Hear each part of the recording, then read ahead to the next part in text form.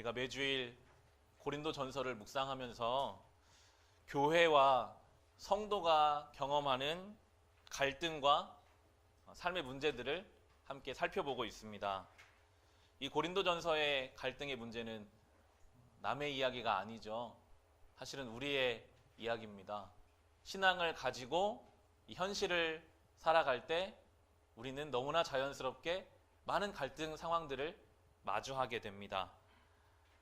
성경을 통해서 예배 가운데는 하나님이 얼마나 우리를 사랑하셨는지를 고백하고 하나님이 나에게 사랑하라고 하시는 것도 잘 아는데 이상하게도 막상 나의 삶에 가면 여전히 작은 것에 속상하고 작은 것을 다른 사람을 위해서 포기하는 것이 자존심이 상하고 예수님의 십자가와 나의 삶을 비교해서 볼 때마다 여러 가지 마음의 어려움들, 나의 신앙은 어디에 있는가 하는 생각들도 우리는 해보게 됩니다.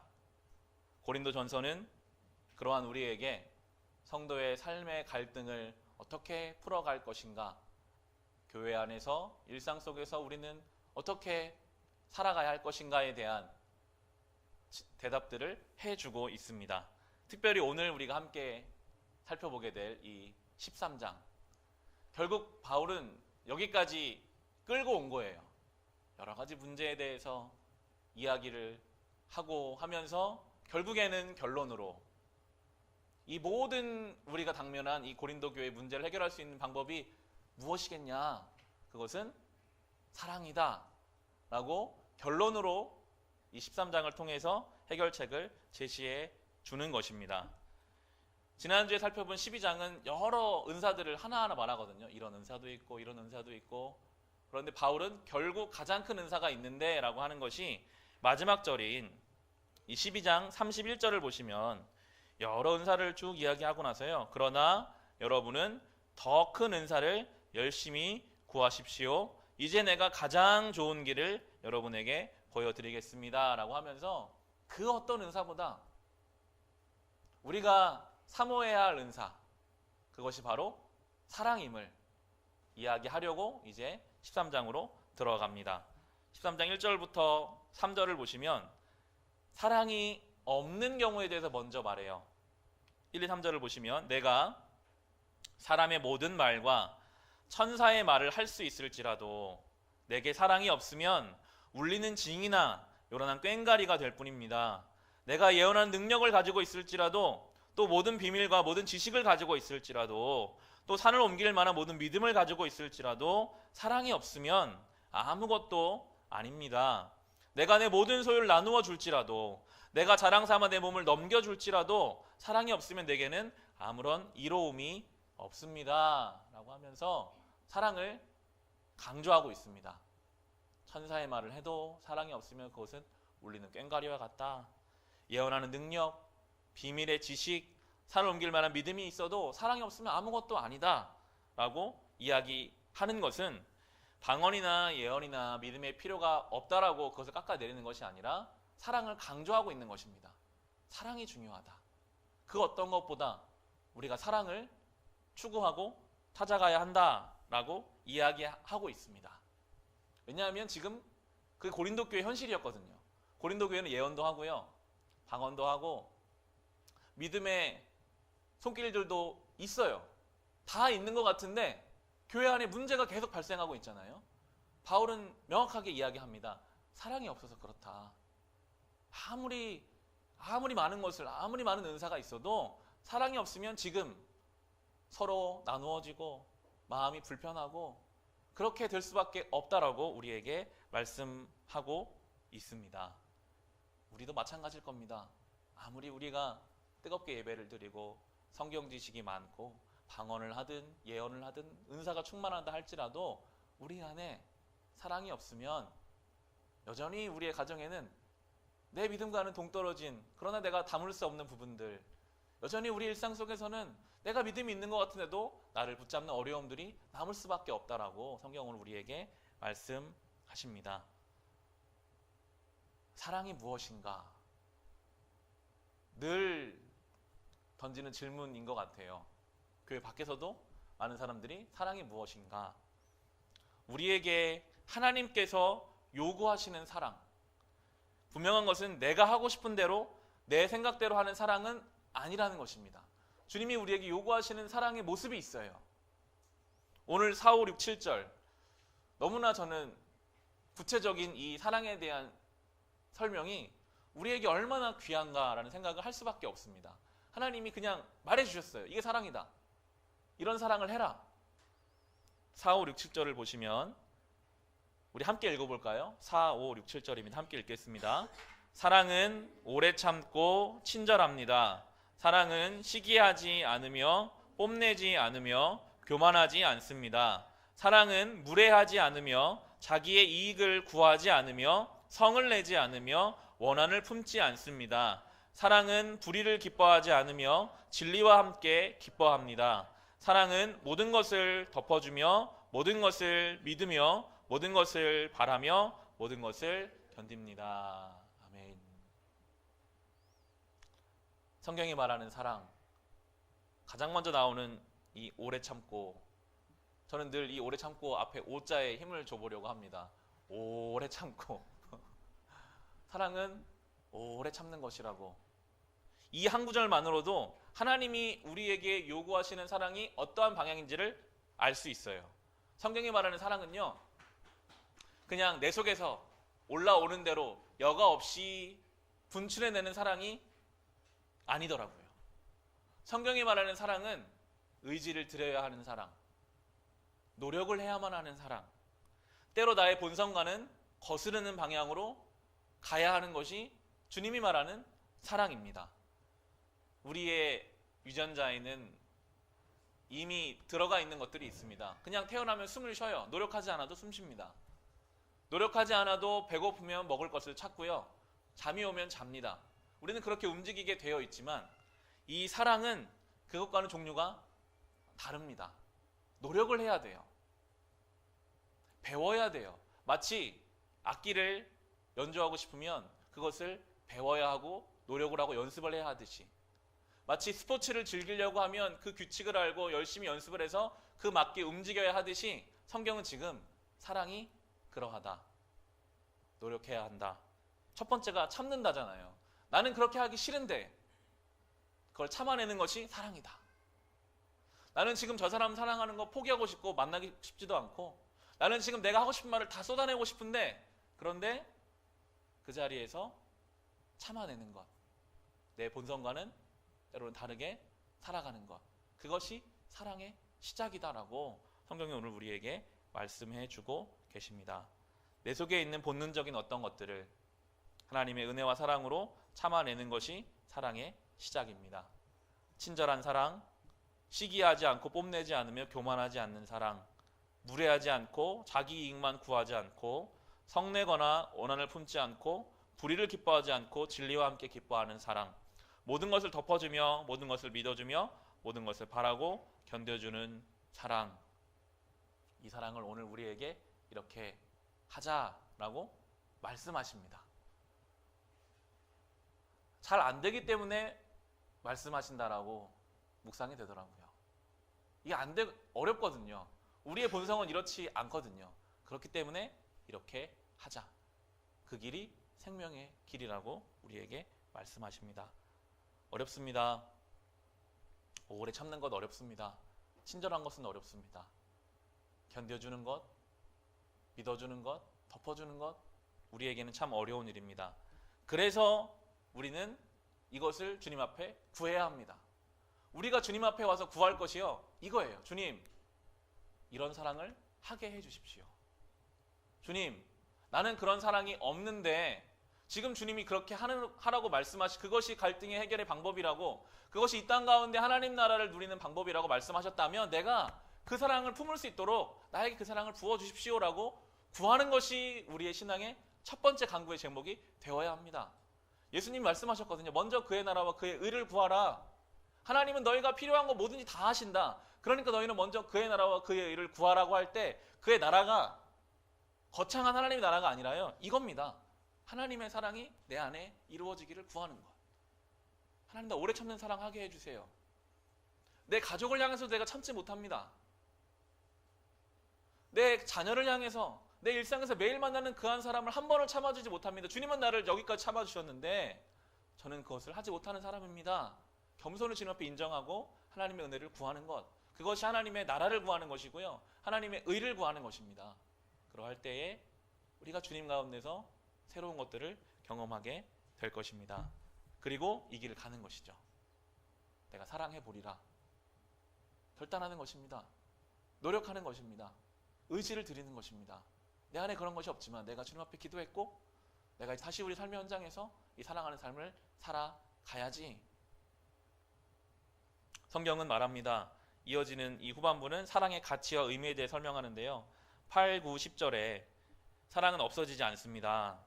그러나 예언도 사라지고 방언도 그치고 지식도 사라집니다. 우리는 부분적으로 알고 부분적으로 예언합니다. 그러나 온전한 것이 올 때에는 부분적인 것은 사라집니다. 라고 하면서 사랑 이외의 것들, 예언이나 방언이나 지식은 지금은 너무나 부분적이라는 거예요. 예언의 은사는 많은 사람들이 사모하는 은사이거든요. 바울은 지금 말해요. 그 부분적으로 예언하는 것들은 지금은 너무나 제한적이지 않냐. 나중에 예수님 앞에 나아가면 다 알게 될 것을 지금 조금 안다고 그것이 무엇이 중요하겠는가. 지식도 마찬가지고 방언도 마찬가지. 다른 은사들은 나중에 주님 앞에 가면 큰 의미가 없는 것이지만 사랑은 그렇지 않다라고 사랑을 강조하고 있습니다. 이 13절이 아주 결론적이죠. 그러므로 믿음, 소망, 사랑 이 세 가지는 항상 있을 것인데 그 가운데 으뜸은 사랑입니다. 사랑을 강조하고 있어요. 믿음과 소망이 필요 없다는 것이 아니라 우리가 추구해야 할 것이 사랑이다. 왜냐하면 이 사랑은 티가 잘 안 나거든요. 사랑하면 뭔가 내가 이 성경적인 사랑을 하면 이거 큰 의미가 있나? 아무도 몰라주는 것 같은데 나 혼자 이거 잘못 가는 거 아닌가? 그런데 성경은 말하고 있습니다. 하나님이 그것을 아신다.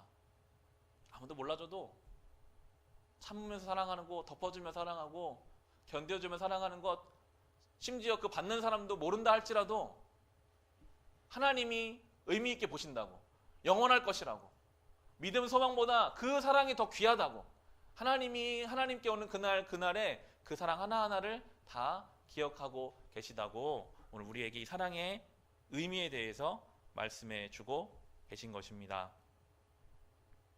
이 말씀을 우리가 동의하고 막상 우리의 삶으로 또 돌아가 보면 지금 이 시대의 정신과 성경이 말하는 이 사랑은 때로 어긋날 때들이 있습니다. 이 시대의 사랑의 방향이나 범위가 있다면 요즘에는 개인을, 나를 사랑하는 방향으로 이 시대가 흘러가고 있습니다. 나를 사랑하라. 올해를 대표했던 말이 있다면 소확행이라는 단어가 있었어요. 소소하지만 확실한 행복을 추구하는 것이 최고다. 워라벨이라는 말도 있었습니다. 워크와 라이프, 일과 삶이 밸런스를 맞춰야 한다. 이 말들이 많이 통용되는 것은 그만큼 이 시대의 사람들이 이제는 나를 사랑하고 내가 중요하고 그렇게 이 시대는 흘러가고 있는데 그 관점으로 성경을 보면 내가 없거든요. 이거 언제까지 남만 사랑하고 다른 사람만 챙겨주고다가 나는 없어지는 것이 아닌가. 과연 이 시대 속에서 이 성경적인 사랑을 하며 산다는 것이 너무나 현실과 동떨어져 있는 것은 아닌가 하는 의문을 우리는 가질 수밖에 없습니다. 이번 한 주 에스겔서를 새벽마다 묵상했습니다. 목사로서 좀 난감하더라고요. 추수감사 주일인데 이 감사 주일의 본문이 에스겔서가 나왔는데 묵상해 보시면 아시겠지만 막 죽이고 막 망하고 무서운 이야기들이 막 에스겔서에 나오니까 야, 이거 감사 주일에 이거 어떻게 여기서 감사를 해야 되나. 에스겔서를 묵상하면서 어려움이 있었지만 주시는 은혜가 분명하게 있었습니다. 그 에스겔서를 잠깐 볼 텐데요. 에스겔서 1장 1절 한번 보실까요? 이 에스겔은 구약 1180페이지에 보면 에스겔서가 시작하는데요.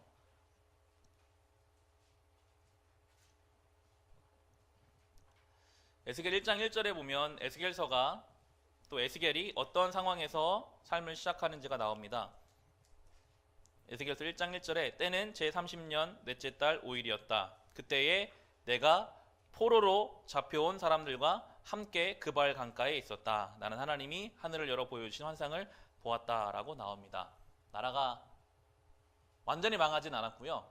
바벨론이라는 강대국에 의해서 나라가 완전히 점령당해서 이 바벨론이 입맛에 맞는 왕을 세워놓고 포로를 끌려간 상황 속에 지금 있습니다. 나라는 망한 거나 마찬가지죠. 그리고 에스겔은 지금 다른 나라에 포로로 끌려가 있는 상황입니다. 얼마나 암울합니까? 많은 사람들이요 실망했어요. 그 당시에는 신과 신의 전쟁이라고 봤거든요. 나라와 나라의 대결을 우리가 믿는 하나님과 저 바벨론이 믿는 마르둑 신이라든지 다른 신들이 서로 싸운 것이다. 그런데 졌잖아요. 포로로 끌려갔잖아요. 많은 사람들이 야, 하나님이 약하구나. 야, 하나님은 믿어봤자 오히려 바벨론 신보다 약하구나. 그런 마음들도 많이 있었어요. 그러한 상황 속에서 지금 하나님이 포로로 끌려간 에스겔에게 환상을 보여주시면서 이 에스겔서가 하나님의 섭리와 하나님의 뜻에 대해서 설명하는 내용으로 나아가게 되는데요. 이 에스겔의 모습이 사실 요즘 우리 성도들의 모습과 같더라고요. 진 것 같아요. 교회에 다닌다, 자신 있게 말하기가 어려운 시대를 살고 있어요. 과연 교회와 성도들이 이 세상 가운데 뭔가를 할 수 있을까? 아니 반대로 오히려 끌려가는 것 같아요. 오히려 이 큰 흐름을 우리가 주도해가지 못하고 마치 이 바벨론 포로들이 끌려간 것처럼 우리도 이 세상에 뭐 하는 거 없이 끌려가는 것 같은 시대를 우리가 살아가고 있습니다. 그런데 하나님은 그 포로로 끌려가 있는 그 그발 강가에 있는 에스겔에게 강력하게 임재하셔서 하나님의 환상을 보여주시고 하나님 말씀을 그에게 주셔서 앞으로 어떻게 회복해 가실 것인지, 앞으로 어떻게 하나님의 역사가 이루어질 것인지, 왜 지금 이런 어려운 상황을 당하고 있는지를 말씀으로 주시는 것을 보고 있습니다. 우리에게도 어쩌면 오늘 그렇게 말씀하고 계십니다. 현실은 마치 포로로 끌려간 것처럼 야, 성경대로 살 수 없을 것 같은데, 그런데 오늘 우리에게 말씀하세요. 사랑하라고. 오늘 이 고린도전서 13장 말씀, 이런 사랑을 해라. 이렇게 사랑할 때 하나님의 나라가 그 사랑하는 사람들 사이에 이루어질 것이다. 세상에서는 알 수도 없고 경험할 수도 없는 이 하나님의 놀라운 은혜가 그 믿는 자의 가정에, 사랑하는 자의 삶 속에 이루어져 갈 것이라고 그렇게 오늘 우리에게 말씀하고 계십니다. 에스겔이 현실은 전혀 그러지 않은데 하나님 환상을 보면서 그의 마음이 어땠을까요? 아, 이 하나님의 섭리가 이루어져 가겠구나. 오늘 우리가 이 말씀을 통해서 아, 이 시대 가운데 말씀대로 사는 것이 우리의 가정을 세우는 것이고 우리의 삶을 하나님의 나라로 만들어가는 것이구나 하는 것을 깨달으며 그렇게 순종하며 이 길을 걸어가야 하겠습니다. 에스겔서 13장을 한번 보시면요, 어제 새벽에 나눈 말씀인데요, 특별히 하나님이 거짓 예언자들을 심판하시는 내용이 나와요. 거짓 예언자들을 막 꾸짖으시면서 꾸짖으시는 이유를 13장 10절에 말씀하시거든요. 13장 10절에 내가 이렇게 그들을 치는 까닭은 그들이 내 백성을 잘못 인도하였기 때문이다. 무엇 하나 잘 되는 것이 없는데도 잘 되어간다고 하여 백성을 속였기 때문이다. 내 백성이 담을 세우면 그들은 그 위에 회칠이나 하는 자들이다 라고 하면서 하나님이 왜 이들을 치셨는가? 그들이 내 백성을 잘못 인도하였기 때문이다 라고 말씀하고 계세요. 예언자들은 하나님께 말씀 받아서 그 말씀을 자기가 막 바꾸지 않고 온전히 전해야 되고 그 말씀대로 백성을 인도해야 되는데 자기 마음대로 인도했거든요. 이 시대에 말씀을 전해들은 저와 여러분이 이 예언자의 역할을 감당해야 할 사람들입니다. 하나님 우리에게 말씀을 주셨어요. 오늘 아주 구체적으로 이 사랑하는 삶이 하나님의 뜻이고 이렇게 사는 것이, 이러한 사랑을 우리가 노력하고 주님 앞에 구하고 그 사랑을 하기 위해서 애쓰는 것이 하나님의 뜻이라고 우리가 받았다면 그것을 우리의 삶에서 어떻게든 적용해 보려고 하고 그것을 어떻게든 우리의 삶에서 전하려고 하는 것이 우리의 신앙이 돼야 한다. 그렇게 적용해 볼 수 있었습니다. 교회의 다음 세대가 줄어가는 것이 요즘 교회의 큰 위기입니다. 대전노회 안에 저희 교회 소속돼 있고요. 저는 신도부에서 서기 역할을 하고 있어서 청년부를 파악하는 일을 했었어요. 모든 대전노회 40여 개 교회에 연락을 해서 청년부가 지금 있는지 어떻게 예배드리고 있는지 파악해 봤는데 정말 심각할 정도로 젊은 세대가 교회에 없음을 느끼게 됐습니다. 어린이보다 마찬가지고요. 교회에 다음 세대들이 남지 않는 이유가 무엇일까? 항상 목회자들 모이면 그 걱정을 해요. 어떻게 하면 좋을까? 30년 후에 우리도 유럽교회처럼 교회가 다 유지를 못해서 임대해주고 그렇게 되는 것이 아닌가? 실제로 통계적으로는 그렇게 가고 있거든요.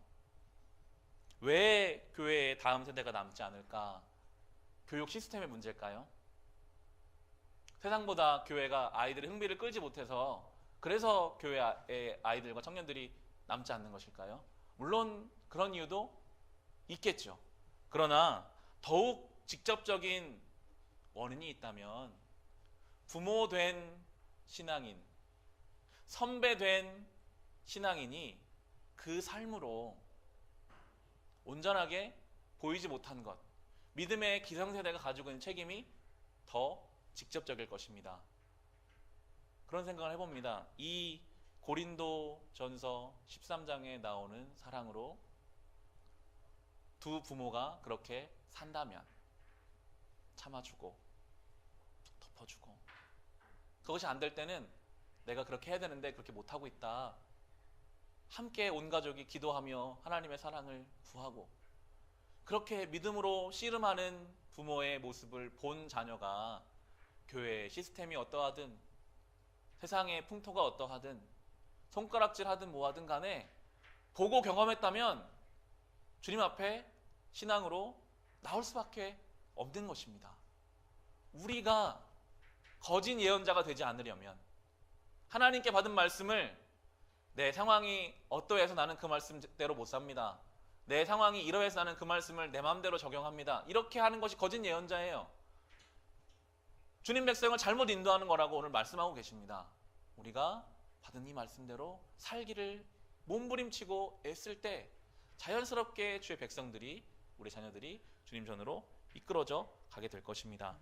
이것은 가정 안에서 문제만이 아닙니다. 어떻게 교회가 복음을 전할 것인가? 말로? 전도지로 복음을 전할 것인가?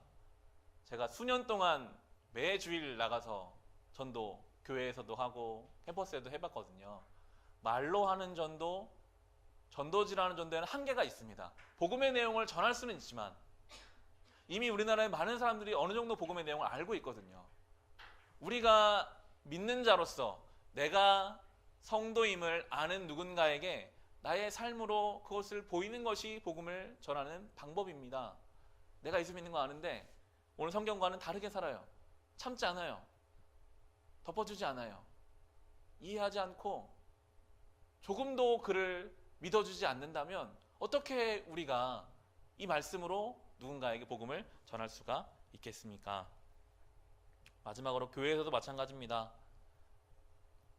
교회에 보면 정말 많은 비율로 교회에서 교인 때문에 시험에 들어서 신앙생활을 멈춘 사람들이 있더라고요. 예수님 때문에 성경의 말씀이 마음에 와닿지 않아서가 아니라 다른 성도의 삶 때문에 마음을 다쳐서 신앙생활을 멈춘 사람들도 꽤 많습니다.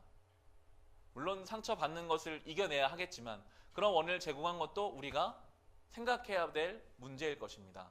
우리의 말과 행동이 여기서 거룩하게 예배를 드리고 나서 성도 간의 교제에서는 이 거룩함과는 동떨어진 삶을 산다면 그것은 또 다른 누군가에게 우리가 어쩌면 주님 앞에 이 거짓 예언자와 같이 받은 말씀과는 다르게 살아가는 것을 전달하는 그런 역할이 될 수도 있을 것입니다.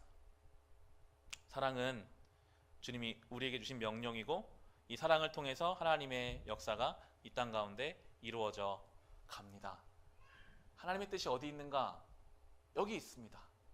사랑하는 것, 오래 참는 것부터 우리가 시작해 볼 수 있을 것입니다.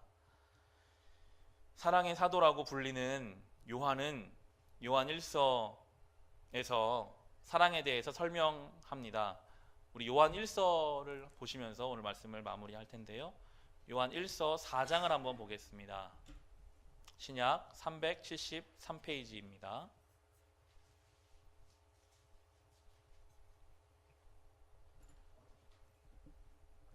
요한일서 4장 7절과 8절에 보면 사랑하는 여러분 서로 사랑합시다. 사랑은 하나님에게서 난 것입니다. 사랑하는 사람은 다 하나님에게서 났고 하나님을 압니다. 사랑하지 않는 사람은 하나님을 알지 못합니다. 하나님은 사랑이시기 때문입니다. 라고 너무나 직접적으로 말했어요. 하나님이 사랑이 돼요. 이 말에 다른 무슨 표현이 필요하겠습니까? 우리가 믿는 하나님이 그분이 사랑이시다. 사랑하지 않는 사람은 하나님을 모르는 것이다. 하나님을 아는데 사랑하지 않을 수가 없다라고 요한은 이야기하고 있습니다. 그리고 11절, 12절 보시면 사랑하는 여러분, 하나님께서 이렇게까지 우리를 사랑하셨으니 우리도 서로 사랑해야 합니다. 지금까지 하나님을 본 사람은 없습니다. 그러나 우리가 서로 사랑하면 하나님이 우리 가운데 계시고 또 하나님의 사랑이 우리 가운데서 완성된 것입니다. 라고 말하면서 하나님 보이지 않지만 우리가 서로 사랑할 때 하나님이 우리 가운데 나타나셔서 하나님의 그 사랑이 우리를 통해서 완성돼 갈 것이다 라고 말씀하시고요. 15절에 누구든지 예수를 하나님의 아들로 시인하면 하나님이 그 사람 안에 계시고 그 사람은 하나님 안에 있습니다 라는 이 15절이 저에게는 소망이 되더라고요. 우리가 예수를 주로 시인하면 사랑이신 그 하나님이 우리 안에 계신다. 우리 안에 사랑이 없지만요, 예수를 주로 시인하는 그 사람 안에 이 사랑이신 하나님이 오셔서 그 사랑을 할 수 있도록 도우신다라는 그런 소망이 우리에게 있는 것입니다. 이 예배의 자리가 그런 자리입니다. 예배에 나와서 주님이 나의 주님이십니다. 예수가 나의 주인입니다. 주님을 찬송하고 기도하는 그 시간을 통해 사랑이신 하나님이 우리 안에 계시고 우리 안에 없던 사랑이 생겨나게 되고 그것으로 오래 참아주고 덮어주고 견뎌주며 하나님의 나라를 만들어가고 우리의 자녀에게 우리 일상 속에서 또 다른 성도에게 이 하나님 말씀을 나의 삶으로 전하는 역할을 우리가 감당해 나가게 될 것입니다. 추수감사주일입니다. 무엇을 하나님께 감사를 드릴 수 있을까? 우리는 사랑함으로 하나님께 감사를 드릴 수 있습니다. 이 말씀에 순종하는 것보다 하나님께 감사를 표현하는 더 큰 일이 있을까요? 우리가 사랑함으로 하나님께 감사를 드리며 사랑이 없으면 아무것도 아님을 생각하며 오늘도 우리가 구할 것은 하나님 내가 이 사랑을 하게 해주십시오라고 구하며 이 믿음의 길을 오늘도 걸어갈 수 있으시기를 주님의 이름으로 축원합니다.